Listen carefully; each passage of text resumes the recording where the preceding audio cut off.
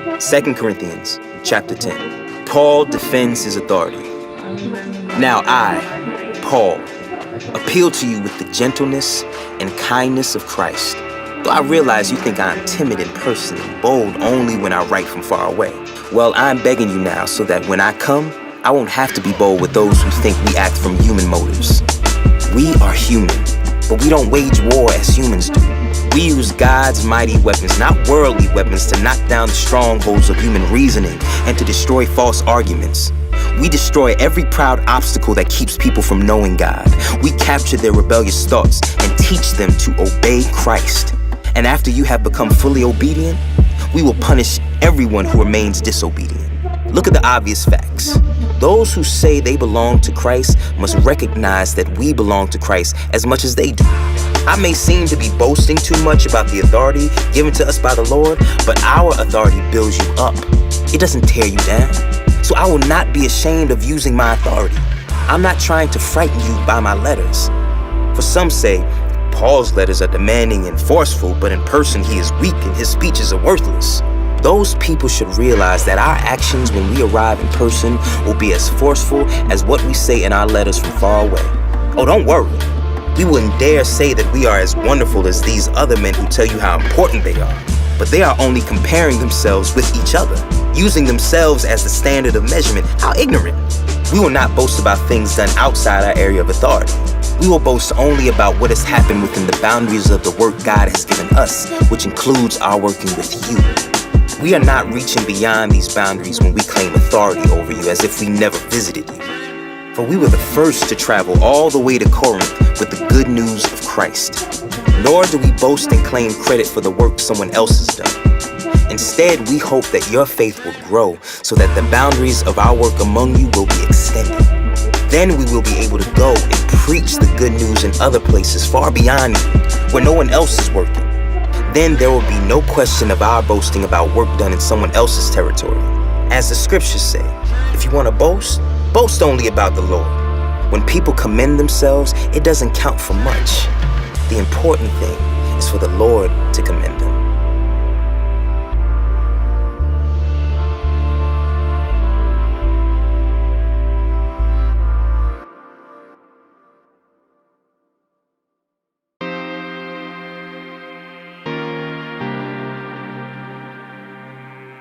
Leviticus chapter 8.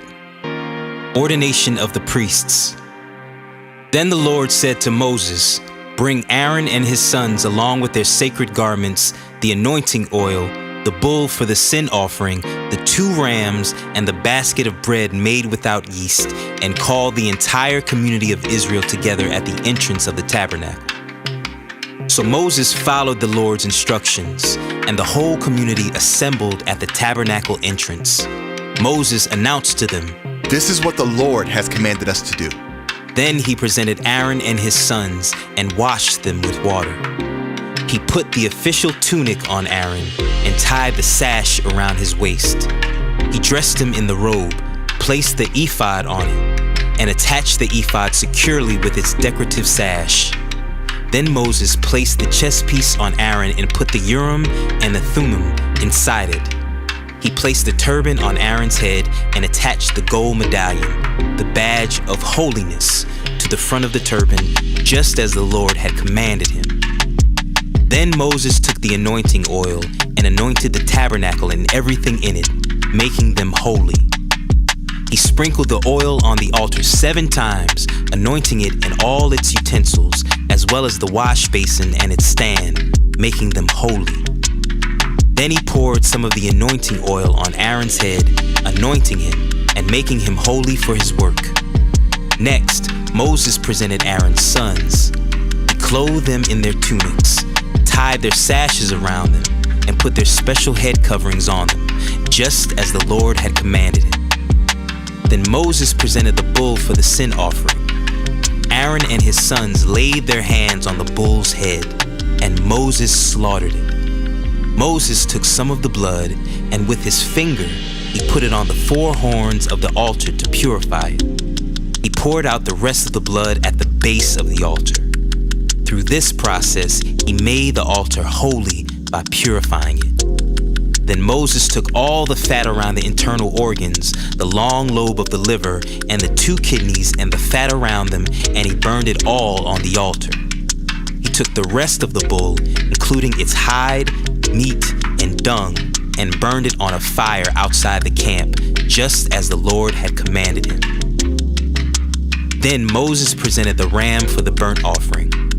Aaron and his sons laid their hands on the ram's head, and Moses slaughtered it. Then Moses took the ram's blood and splattered it against all sides of the altar. Then he cut the ram into pieces, and he burned the head, some of its pieces, and the fat on the altar. After washing the internal organs and the legs with water, Moses burned the entire ram on the altar as a burnt offering. It was a pleasing aroma, a special gift presented to the Lord, just as the Lord had commanded him. Then Moses presented the other ram, which was the ram of ordination. Aaron and his sons laid their hands on the ram's head, and Moses slaughtered it. Then Moses took some of its blood and applied it to the lobe of Aaron's right ear, the thumb of his right hand, and the big toe of his right foot. Next, Moses presented Aaron's sons and applied some of the blood to the lobes of their right ears, the thumbs of their right hands, and the big toes of their right feet. He then splattered the rest of the blood against all sides of the altar. Next, Moses took the fat, including the fat of the broad tail, the fat around the internal organs, the long lobe of the liver, and the 2 kidneys and the fat around them, along with the right thigh. On top of these, he placed a thin cake of bread made without yeast, a cake of bread mixed with olive oil, and a wafer spread with olive oil. All these were taken from the basket of bread made without yeast that was placed in the Lord's presence. He put all these in the hands of Aaron and his sons, and he lifted these gifts as a special offering to the Lord. Moses then took all the offerings back from them and burned them on the altar on top of the burnt offering. This was the ordination offering. It was a pleasing aroma, a special gift presented to the Lord. Then Moses took the breast and lifted it up as a special offering to the Lord. This was Moses' portion of the ram of ordination, just as the Lord had commanded him. Next, Moses took some of the anointing oil and some of the blood that was on the altar, and he sprinkled them on Aaron and his garments and on his sons and their garments. In this way, he made Aaron and his sons and their garments holy. Then Moses said to Aaron and his sons, Boil the remaining meat of the offerings at the tabernacle entrance and eat it there, along with the bread that is in the basket of offerings for the ordination, just as I commanded when I said, Aaron and his sons will eat it. Any meat or bread that is left over must be burnt up. You must not leave the tabernacle entrance for 7 days, for that is when the ordination ceremony will be completed. Everything we have done today was commanded by the Lord in order to purify you, making you right with him. Now stay at the entrance of the tabernacle day and night for 7 days and do everything the Lord requires. If you fail to do this, you will die, for this is what the Lord has commanded. So Aaron and his sons did everything the Lord had commanded through Moses.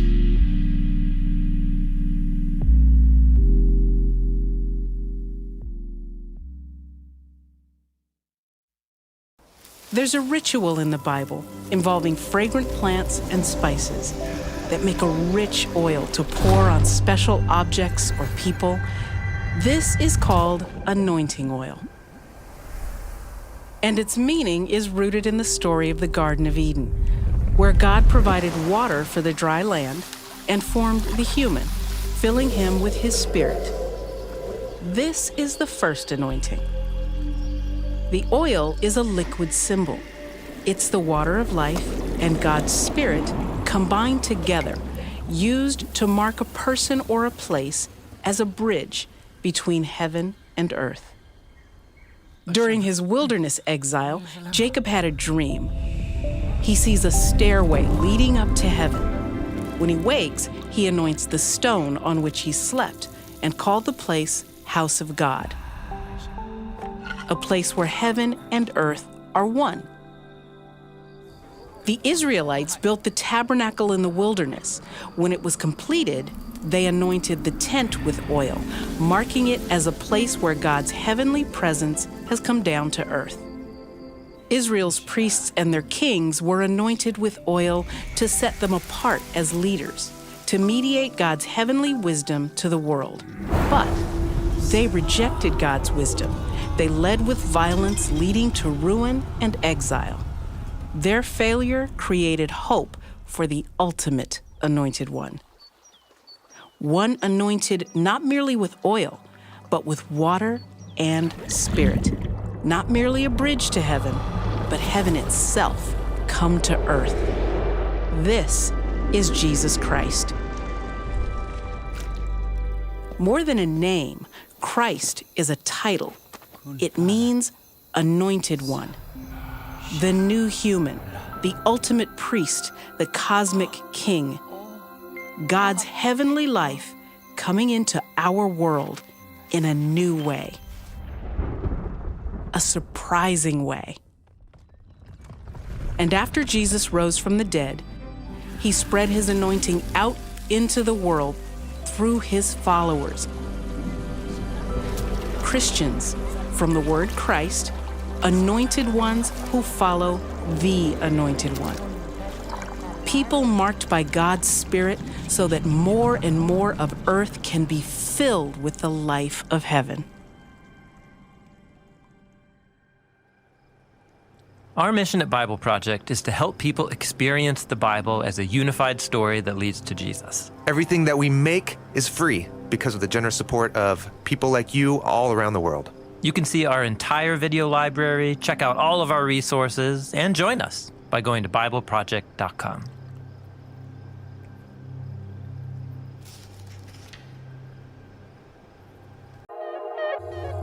Leviticus chapter 9. The priests begin their work.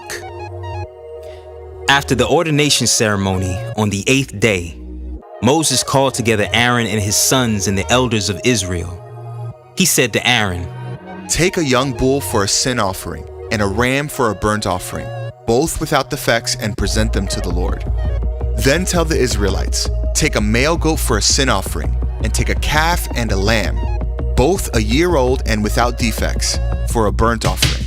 Also, take a bull and a ram for a peace offering, and flour moistened with olive oil for a grain offering. Present all these offerings to the Lord, because the Lord will appear to you today. So the people presented all these things at the entrance of the tabernacle, just as Moses had commanded. Then the whole community came forward and stood before the Lord. And Moses said, This is what the Lord has commanded you to do, so that the glory of the Lord may appear to you. Then Moses said to Aaron, Come to the altar and sacrifice your sin offering and your burnt offering to purify yourself and the people.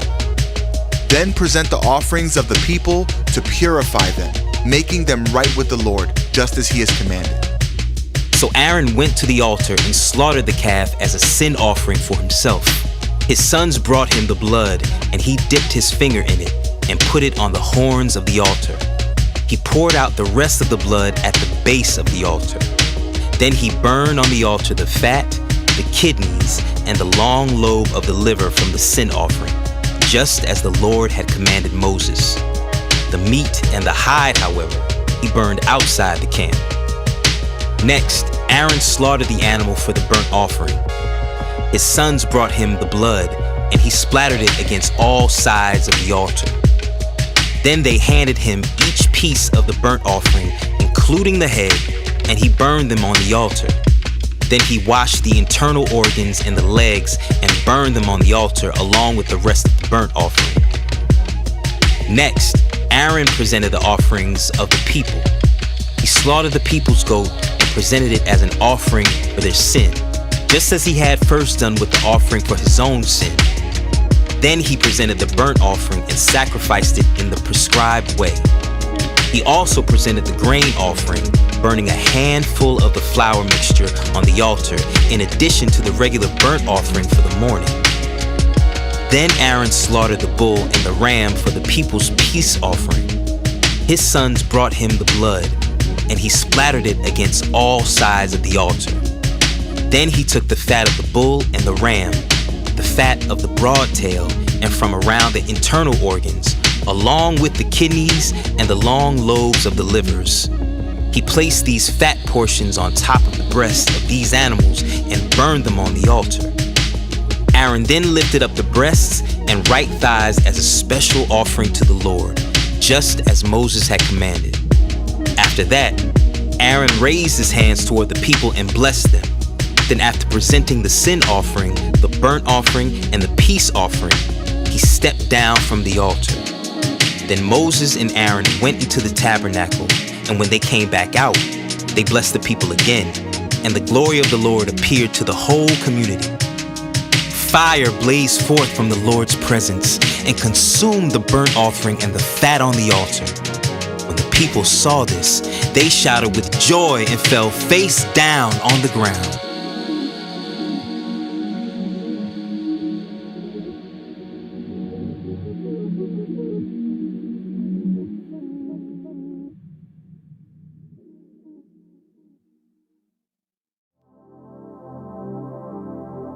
Leviticus chapter 10. The sin of Nadab and Abihu. Aaron's sons Nadab and Abihu put coals of fire in their incense burners and sprinkled incense over them. In this way, they disobeyed the Lord by burning before him the wrong kind of fire, different than he had commanded. So fire blazed forth from the Lord's presence and burned them up, and they died there before the Lord.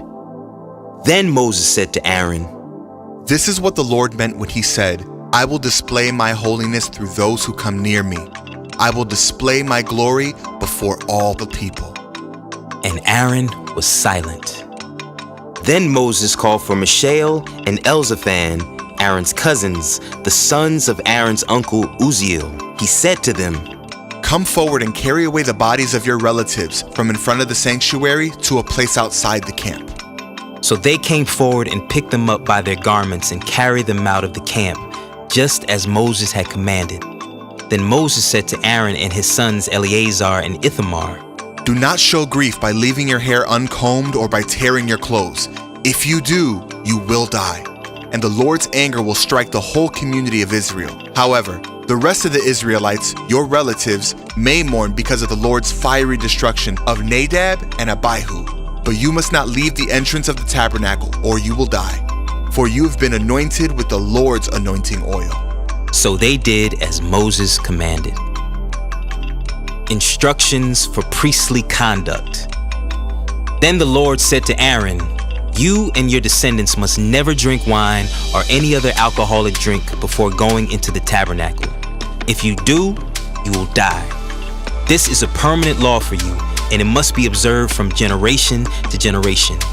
You must distinguish between what is sacred and what is common, between what is ceremonially unclean and what is clean. And you must teach the Israelites all the decrees that the Lord has given them through Moses. Then Moses said to Aaron and his remaining sons, Eleazar and Ithamar, Take what is left of the grain offering after a portion has been presented as a special gift to the Lord, and eat it beside the altar. Make sure it contains no yeast, for it is most holy. You must eat it in a sacred place, for it has been given to you and your descendants as your portion of the special gifts presented to the Lord. These are the commands I have been given. But the breast and thigh that were lifted up as a special offering may be eaten in any place that is ceremonially clean. These parts have been given to you and your descendants as your portion of the peace offerings presented by the people of Israel. You must lift up the thigh and breast as a special offering to the Lord, along with the fat of the special gifts. These parts will belong to you and your descendants as your permanent right, just as the Lord has commanded. Moses then asked them what had happened to the goat of the sin offering. When he discovered it had been burned up, he became very angry with Eleazar and Ithamar, Aaron's remaining sons. Why didn't you eat the sin offering in the sacred area? He demanded. It is a holy offering. The Lord has given it to you to remove the guilt of the community and to purify the people, making them right with the Lord. Since the animal's blood was not brought into the holy place, you should have eaten the meat in the sacred area as I ordered you. Then Aaron answered Moses, Today, my sons presented both their sin offering and their burnt offering to the Lord. And yet, this tragedy has happened to me. If I had eaten the people's sin offering on such a tragic day as this, would the Lord have been pleased? And when Moses heard this, he was satisfied.